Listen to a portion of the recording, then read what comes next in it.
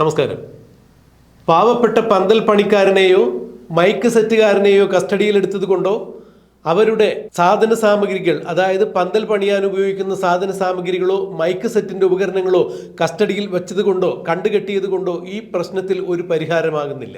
തിരുവനന്തപുരം വഞ്ചിയൂരിൽ മുൻസിഫ് കോടതിയുടെ മുൻവശത്തുള്ള റോഡ് അടച്ചുകെട്ടി ജനങ്ങളുടെ പൊതുജന സഞ്ചാര സ്വാതന്ത്ര്യം നഷ്ടപ്പെടുത്തിക്കൊണ്ട് CPM-ന്റെ പാളയം ഏരിയ സമ്മേളനം നടത്തിയതിൽ കൃത്യമായി തന്നെ അതിൻ്റെ പിറകിൽ പ്രവർത്തിച്ചവർക്കെതിരെ നടപടിയെടുക്കും എന്നുള്ള വശങ്ങൾ വ്യക്തമാക്കിക്കൊണ്ട് നിയമ വ്യാഖ്യാനം നടത്തിക്കൊണ്ട് ബഹുമാനപ്പെട്ട കോടതിയിൽ ജസ്റ്റിസുമാരായ അനിൽ കെ നരേന്ദ്രനും മുരളീകൃഷ്ണയും നടത്തിയ ചില പരാമർശങ്ങളുടെ പ്രസക്ത ഭാഗങ്ങളാണ് ആദ്യമേ ഉന്നയിച്ചത്. വഞ്ചിയൂർ മുൻസിഫ് കോടതിക്ക് മുൻപിൽ പാളയം ഏരിയ സമ്മേളനം നടത്തുന്നതിന് വേണ്ടി പൊതുവഴി റോഡ് അടച്ചു കെട്ടിക്കൊണ്ട് തന്നെയാണ് അവിടെ ഏരിയ സമ്മേളനം നടത്തിയത്. ഇതിന് ഉത്തരവാദികൾ പന്തൽ പണിക്കാരോ അല്ലെങ്കിൽ മൈക്ക് സെറ്റുകാരോ അല്ല എന്നാണ് കോടതി ഇപ്പോൾ നിരീക്ഷിച്ചിരിക്കുന്നത്. പോലീസ് ഈ വിഷയത്തിൽ നിന്നും തലയൂരുവാൻ വേണ്ടി കണ്ടാൽ അറിയാവുന്ന ആളുകൾക്കെതിരെ കേസെടുത്തിരിക്കുന്നു എന്നാണ് പറഞ്ഞിരിക്കുന്നത്. എന്നാൽ ഇതുകൊണ്ടൊന്നും കോടതി പിന്നോട്ട് പോകാൻ തയ്യാറല്ല.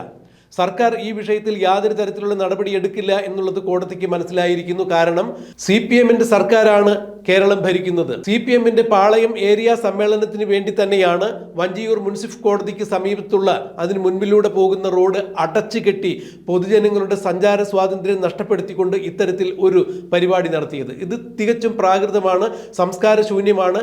വഴി നടക്കുവാനുള്ള സഞ്ചാര സ്വാതന്ത്ര്യം മുടക്കിക്കൊണ്ട് എന്ത് പരിപാടി നടത്തിയാലും അതിനെതിരെ കൃത്യമായ നിയമ നടപടികൾ ഉണ്ടാകും എന്ന് തന്നെ ബോധ്യപ്പെടുത്തിക്കൊണ്ടാണ് കോടതിയിൽ നിന്നും ഇത്തരം പരാമർശങ്ങൾ ഉണ്ടായിരിക്കുന്നത്. ഇത് CPM-ന്റെ പിണറായി വിജയന്റെ MV ഗോവിന്ദന്റെ കരണത്ത് കിട്ടിയ ഏറ്റവും വലിയ പ്രഹരം തന്നെയായിരിക്കുന്നു. സാധാരണഗതിയിൽ സർക്കാരിൻ്റെ ഭാഗത്തു നിന്നും അല്ലെങ്കിൽ സർക്കാരിനെ നയിക്കുന്ന പാർട്ടികളുടെ ഭാഗത്തു നിന്നും ഇത്തരം ഒരു പരിപാടികൾ ഉണ്ടായിക്കഴിഞ്ഞാൽ കോടതിയും പോലീസും എല്ലാം കണ്ണടയ്ക്കുന്ന കാഴ്ചയാണ് കണ്ടിട്ടുള്ളത്. എന്നാൽ ഇവിടെ ജസ്റ്റിസ് അനിൽ കെ നരേന്ദ്രനും ജസ്റ്റിസ് മുരളീകൃഷ്ണനും അതിശക്തമായ ഭാഷയിൽ തിരിച്ചടിച്ചിരിക്കുന്നു. ഇതിന് നിയമപരമായ നടപടികൾ കൈക്കൊണ്ടേ പറ്റുകയുള്ളൂ. പോലീസ് പന്തൽ പണിക്കാരനെയും മൈക്ക് സെറ്റുകാരനെയും കസ്റ്റഡിയിൽ എടുത്തുകൊണ്ട് കാര്യമില്ല. ആരൊക്കെയാണ് റോഡ് അടച്ചു കെട്ടിക്കൊണ്ട് അവിടെ സമ്മേളനം നടത്തിയപ്പോൾ ആ സമ്മേളന വേദിയിൽ ഇരുന്നു കൊണ്ട് ജനങ്ങളെ അഭിസംബോധന ചെയ്തുകൊണ്ട് സംസാരിച്ച പൊതുപ്രവർത്തകർ ആരാണ്, രാഷ്ട്രീയ പ്രവർത്തകർ ആരാണ്, നേതാക്കൾ ആരാണ്, ഇവർക്കെതിരെയാണ് നിയമ നടപടികൾ കൈക്കൊള്ളേണ്ടത് എന്നാണ് കോടതിയുടെ ഭാഗത്തു നിന്നും ഒരു നിരീക്ഷണം ഉണ്ടായിരിക്കുന്നത്. ഈ പരാമർശം വന്നതോടുകൂടി അക്ഷരാർത്ഥത്തിൽ CPM-ഉം പോലീസും വെട്ടിലായിരിക്കുന്നു. കാരണം വഞ്ചിയൂർ കോടതിയുടെ മുൻവശം അടച്ചുകെട്ടി പാളയം ഏരിയ സമ്മേളനം നടത്തുമ്പോൾ CPM-ന്റെ സംസ്ഥാന സെക്രട്ടറിയായ MV ഗോവിന്ദനാണ് ആ പരിപാടിയിൽ പങ്കെടുത്ത മുഖ്യാതിഥി. കൂടാതെ MLA ജോയിയും ഉണ്ടായിരുന്നു.